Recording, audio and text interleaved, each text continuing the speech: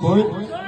It's in Tagalog though, so it's called Hotel 88 and Wag Kang Titingin. Horror movie and a family drama.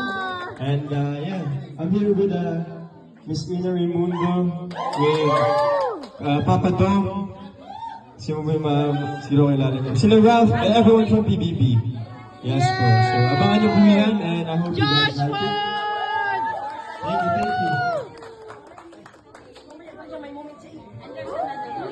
Wow!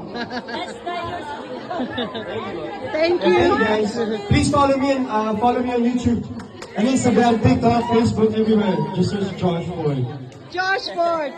And our lady of the night. Would you like to say a word? Oh.